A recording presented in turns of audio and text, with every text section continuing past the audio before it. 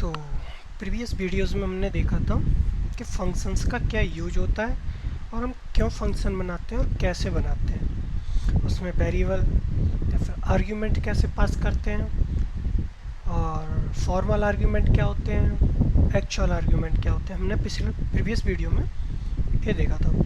तो हम इसी को आगे बढ़ाते हैं आज फंक्शंस को। फंक्शन होते हैं बेसिकली चार टाइप के आर्ग्यूमेंट हम पास करते हैं।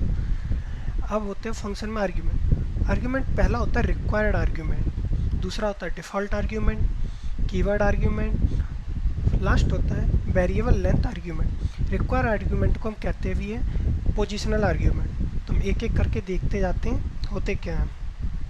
पहले हम स्टार्ट करते हैं रिक्वायर्ड आर्ग्यूमेंट से। Okay, so let's start now. तो हम एक फंक्शन बना लेते हैं। यहाँ फंक्शन कैसे बनाते हैं हम, def function name. Function name मैंने दे दिया func1। ओके, ये फंक्शन बन गया एक। इसमें हम कुछ भी रिटर्न करेंगे, सपोज रिटर्न वैल्यू 1।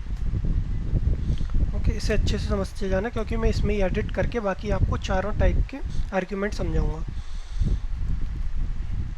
चाहे पॉज कर करके देख लेना, लेकिन एक ही बार में समझ लेना आप लोग। अब मैं यहाँ एक कुछ एक्चुअल वैल्यू पास करने वाला हूँ। जैसे मैंने यहाँ ले लिया, वैल्यू हमारी है सपोज 20। मैं कह रहा हूँ कि यहाँ पास हो वैल्यू, तो यहाँ 20 पास हो गई। ये हो गया मेरा एक्चुअल आर्ग्यूमेंट। अब मैंने यहाँ लिया उसे, नंबर में आ जाए वो आर्ग्यूमेंट, तो वैल्यू 20 चलेगी नंबर में, तो नंबर इक्वल टू हो गया 20। अब मैं यहाँ कर रहा हूँ well 1 equal to num to the power 2। Square कर दिया मैंने, 20 का स्क्वायर हो गया 400। तो चलिए हम इसे स्टार्ट करते हैं। देखिए अभी कुछ प्रिंट नहीं हुआ क्योंकि मैंने यहाँ प्रिंट नहीं लगाया था। अब लगा दिया मैंने प्रिंट। देखो ये 400 प्रिंट हो गया। तो इसी को कहते हैं पोजिशनल आर्ग्यूमेंट, कि जैसे हमने यहाँ एक पोजीशन पे आर्ग्यूमेंट दिया, वो पोजीशन पे यहाँ चला गया। सपोज मैंने यहाँ दिया होता है एक और कुछ दे दिया मैंने, इसमें दे दिया मैंने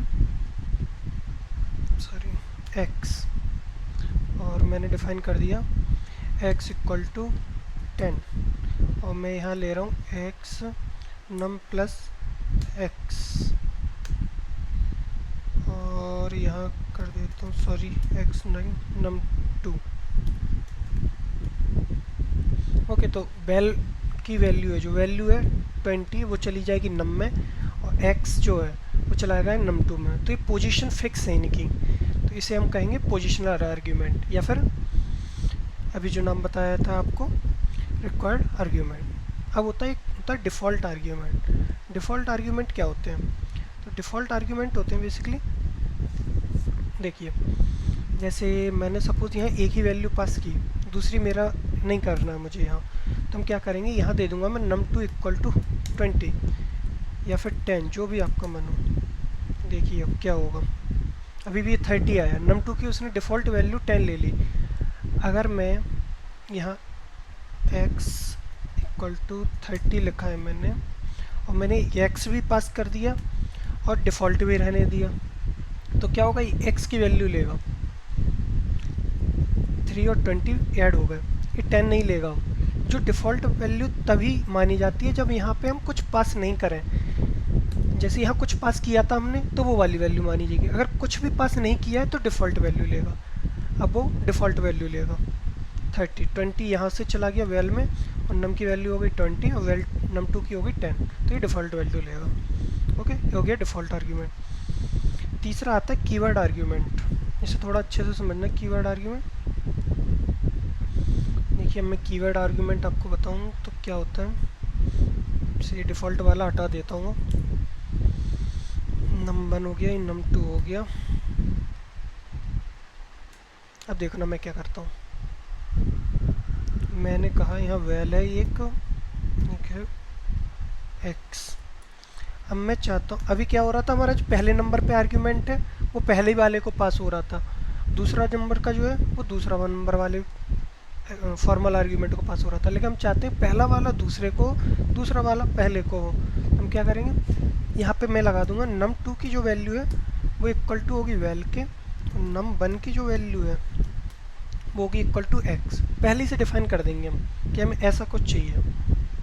देखो 20, जैसे मैं यहाँ पे केवल रिटर्न कर रहा हूँ num2, तो क्या आएगा, num2 में क्या जा रहा है, num2 में ये जा रहा है वैल की वैल्यू है 20, तो ये हो जाएगा 20। ओके, सो हो गया तुम्हारा थर्ड नंबर का आर्ग्यूमेंट, कीवर्ड आर्ग्यूमेंट। अब आता है वेरिएबल लेंथ आर्ग्यूमेंट। ये थोड़ा सा डिफरेंट है, अभी शायद आपको समझ में नहीं आया। जब मैं आपको टपल और लिस्ट पढ़ाऊंगा ना तो अभी ज़्यादा अच्छे से क्लियर हो जाएगा, लेकिन मैं अभी बता देता हूँ, जिसे आता होगा वो समझ जाएगा थोड़ा बहुत। तो देख लेते हैं ये भी, जैसे यहाँ से अभी हटा देते हैं। ये आप थोड़ा कन्फ्यूज़न है लेकिन दिक्कत नहीं है, हो जाएगा, कर लोगे आप। वेल एक्स, अब मैंने यहाँ पे पास कर दिया सपोज 10, 20, 30, 3 आर्गूमेंट और पास किए, 3 सॉरी आर्गूमेंट ने फॉर्मल वैल्यू पास की, फॉर्मल आर्गूमेंट 3 और पास कर दिए। लेकिन मैं यहाँ कुछ ऐसा लिख देता हूँ, इसमें वो बता देता हूँ आपको कैसा होता है। num3, अब इसका मतलब क्या होता है, स्टार num3 लिख दिया। स्टार num3 का वैल्यू होता है क्यों, num1 में चली जाएगी वैल्यू 1, वेल num2 में चला जाएगा x, अब जो भी बचेगा इसके बाद वो num3 में चला जाएगा एज अ टपल। अब टपल किसे कहते हैं वो आप थोड़ा सा बता देता हूँ, लेकिन अभी आपको इतना आएगा नहीं। टपल इस फॉर्म में चली जाएगी ये वैल्यू 10, 20, 30, ये होता है टपल, राउंड ब्रैकेट 10, 20, 30। ओके, अभी आप इतना ही समझ लीजिए, जब बाद में बताएंगे तो अच्छे से क्लियर हो जाएगा। ये हो गया हमारा टपल। तो जो num3 में, स्टार num3 में वैल्यू आएगी वो पूरा आ जाएगा 10, 20, 30, क्योंकि वैल तो num1 में चला गया, x जो है वो num2 में चला गया। ओके, तो ये हो गया आपका फंक्शंस में डिफरेंट टाइप के आर्ग्यूमेंट। अब आज और क्या पढ़ाना है आपको, हो गया आर्ग्यूमेंट। अब स्कोप ऑफ अ वेरिएबल, देखिए वेरिएबल होते हैं दो टाइप के, एक तो होता है लोकल वेरिएबल, एक होता है ग्लोबल वेरिएबल। ग्लोबल वेरिएबल का मतलब होता है जो पूरे प्रोग्राम में कहीं भी यूज कर लो, कर सकते हैं। लोकल वेरिएबल का मतलब होता है केवल इनसाइड द फंक्शन उसका स्कोप रहेगा, जैसे हम फंक्शन के आउटसाइड उसे यूज करने का ट्राई करेंगे ना तो वैल्यू एरर दे देगी। जैसे पहले हम एक फंक्शन बनाते हैं डेफ, इसे अच्छे से समझना, थोड़ा टाइम लगेगा समझने में, नई चीज़ है क्योंकि। नंबर मैंने यहाँ लिया, रिटर्न किया मैंने कुछ भी वैल्यू, यहाँ पे मैं कर देता हूँ वैल्यू इक्वल टू, ज़्यादा नहीं कर रहे हैं हम एडिट, तो अब समझ जाना क्या हो रहा है इसमें। यहाँ मैंने पास किया 20। ओके, मैं इसे 20 को प्रिंट कराने का ट्राई करता हूँ। ओके, देखो ये 20 आ गया। ओके, अब मैं कहूँ कि मैं यहाँ देखो वेल में ही तो हो रही प्रिंट रिटर्न, अब मैं चाहूँ कि प्रिंट यहाँ मैं कर देता हूँ x equal to well plus 20। x की वैल्यू कितनी होगी, वेल में क्या आया था 20, 20 प्लस 20 40। अब मैं चाहूँ कि प्रिंट x करा दूँ यहाँ, देखना अब क्या होगा। देखो error, name x is not defined, हमने डिफाइन तो किया है लेकिन एरर आ रही है, name x is not defined. अब देखना मैं यहाँ पे प्रिंट कराने का ट्राई करता हूँ, प्रिंट x, इसे कमेंट कर देता हूँ थोड़ी देर के लिए। देखो अब प्रिंट हो गया 40, पहले नहीं हुआ क्योंकि ये है जो x वो लोकल वेरिएबल है। लोकल का मतलब होता है जो हमने यहाँ जो फंक्शन बनाया है वो फंक्शन के अंदर ही काम आएगा, जब तक फंक्शन है तब तक उसका x का स्कोप है। एल्स बाहर प्रिंट कराओगे तो कुछ नहीं होगा, क्योंकि वो कहेगा फंक्शन के बाहर है ही नहीं, हमारा लोकल स्कोप था, हमने अपना लोकल का काम कर दिया, खत्म। अब देखना ग्लोबल का मतलब क्या होता है। जैसे मैंने किया x इक्वल टू यहाँ है 100, अब मैं यहाँ प्रिंट कराना चाह रहा इसे, प्रिंट x। पहले इसे एक बार कमेंट कर देते हैं, देखना क्या होगा। देखो x 100 प्रिंट हुआ। अब मैं इसे अंदर भी काम करेगा, बाहर भी काम करेगा, क्योंकि ये आउटसाइड द फंक्शन है।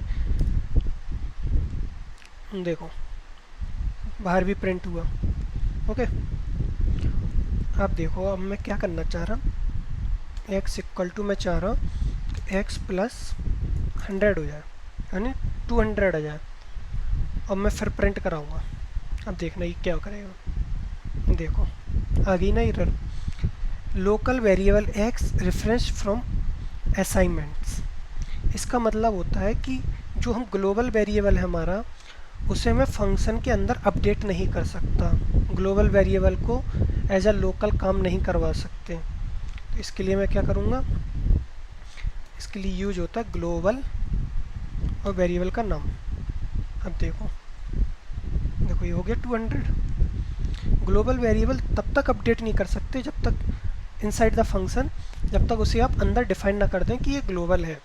ग्लोबल x कर दिया मैंने, तो x की वैल्यू अब आ जाएगी यहाँ 100, 100, 100, 200। समझ में आया? ओके, ये होता है आपका ग्लोबल वेरिएबल और लोकल वेरिएबल। इसे आप ट्राई करना। देखो मैं आपको एक प्रोग्राम दिखा देता हूँ, इसे समझाता हूँ, आपको इसका आउटपुट बताना है क्या आएगा, और केवल कमेंट बॉक्स में।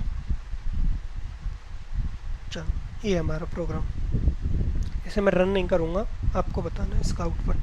देखो मैंने यहाँ क्या किया, डिस्प्ले को कॉल किया, 2 वैल्यू ले ली, तो यहाँ जाएगा डिस्प्ले पर कॉल हुआ। डिस्प्ले ये फंक्शन है, ये वेरीफाई अलग फंक्शन है, उसे छोड़िए आप। डिस्प्ले को इसने कॉल किया तो हम केवल डिस्प्ले पे जाते हैं। आर्ग्यूमेंट 1 में आ गई हमारी 1000, आर्ग्यूमेंट 2 में आ गई 3500। If verify argument 2। अब इसने क्या किया, इफ़ के अंदर एक और फंक्शन कॉल कर दिया, वेरीफाई आर्ग्यूमेंट 1 आर्ग्यूमेंट 2। तो ये वाला फंक्शन जाएगा इसे कॉल करने, यहाँ नंबर में चला जाएगा आर्ग्यूमेंट 1। आर्ग्यूमेंट 1 है 1000, आर्ग्यूमेंट 2 है 3500।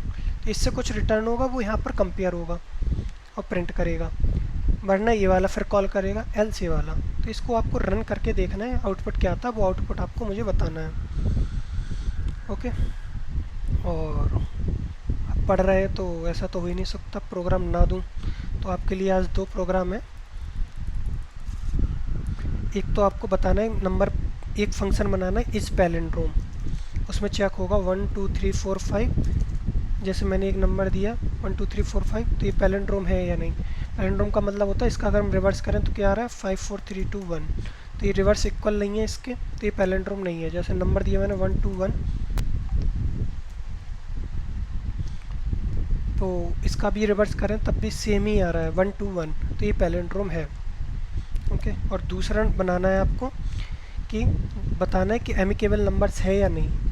एमिकेबल नंबर्स क्या होते हैं, जैसे 220 है, 220 के हम प्रॉपर डिवीजर्स निकालेंगे, 1 2 3 जो भी आएंगे, ये टोटली प्रॉपर डिवीजर्स है। ये लास्ट वाला काउंट नहीं करते हैं, ध्यान रखना।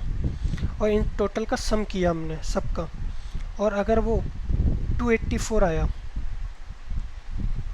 सॉरी ये शायद उल्टा लिख गया मैं, चेक कर लेना। अगर वो इक्वल आता है सम, इन सब का सम अगर इक्वल टू एक्चुअल नंबर आता है तो एमिकेबल नंबर होता है, नहीं तो नहीं होगा। तो आपको ये प्रोग्राम बना के मुझे बताना है। तो please like, subscribe and share.